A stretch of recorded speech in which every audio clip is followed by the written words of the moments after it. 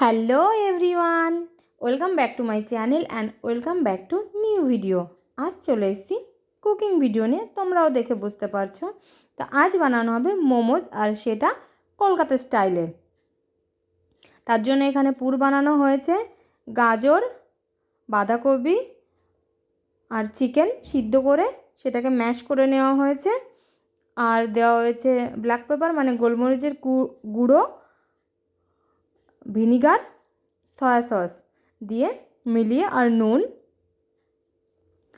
দিয়ে পুরটাকে ভালো করে বানানো হচ্ছে।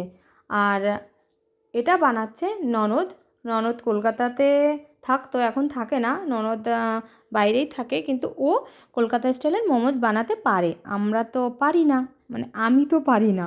মোমোজ বানাতে পারি, কিন্তু কলকাতা স্টাইলের মোমোজে কী আছে, স্যুপ বানাতে হয়। এখানে মোমোজের ময়দা মাখা হচ্ছে, ময়াম দেওয়া হয়েছে, নুন আর সাদা তেল দিয়ে ময়দা মাখা রেডি হয়ে গেছে। এখন ছোট ছোট লেচি করে বানাচ্ছে, জ্যোতি বেলছে আর ননদ শেপ দিচ্ছে। আমি শুধু গলি পাকিয়ে দিয়েছি, আর ভিডিও তো করার জন্য একজন লাগবে বলো, সেটা আমিই করছি।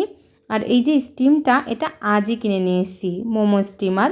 ননদ এসছে, ওকে বললাম, তো বলছে বৌদি তাহলে চলো মোমোজ বানাবো। আমি বললাম তাহলে চলো আমি স্টিম আগে কিনে নিয়ে আসি, মোমো স্টিমারটা কিনে নিয়ে আসি। তারপরে গিয়ে মোমো স্টিমারটা কিনে নিয়েছি। আর ও এবার বাড়ি গিয়ে দুর্গাপুজোর সময় মোমো স্টল দিয়েছিল।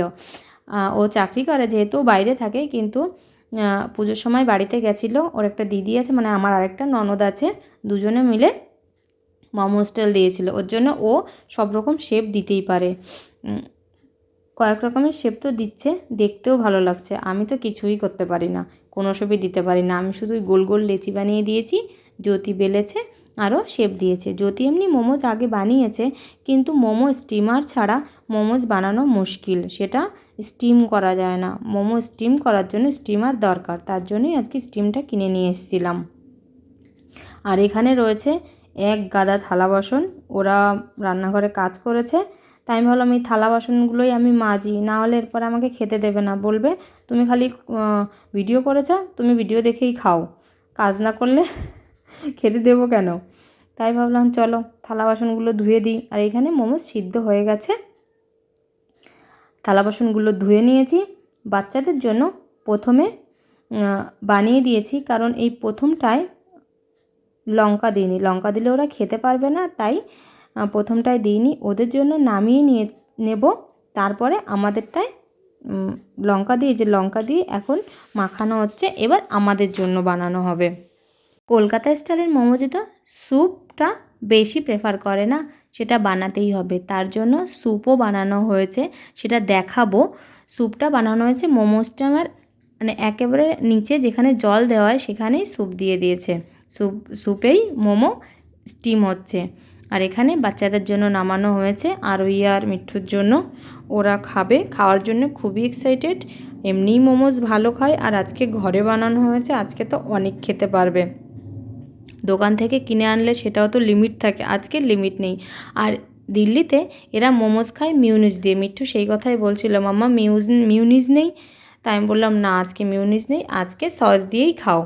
আমরা যেহেতু স্যুপ দিয়ে খাবো, কলকাতা স্টাইলের মোমোজ তো ওদের সস দিয়েই দিয়েছি।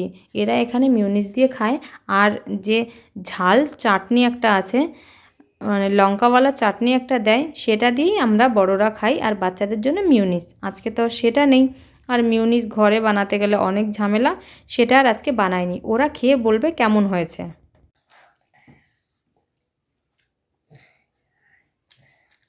যাবি তো পরীক্ষা দিতে? ভালো। আরো থেকে পুছো। না, আরোই বলো কেমন হয়েছে, একটু দেখায় দাও তুমিও দিদির মতো। আচ্ছা দেখাও। ভালো কিরম করে দেখায়, কিরম করে দেখায়। এই যে এখানে তৈরি হয়ে গেছে আমাদের স্যুপ, একেবারে মোমোজের নিচের তাকে যেখানে জল দিয়ে ফোটানো হয়, সেখানেই জল দিয়ে, লবণ দিয়ে, গোলমরিচ দিয়ে, চিকেনের কিছু পিস দিয়ে ননদ বানিয়ে ফেলেছে মোমোজের স্যুপ।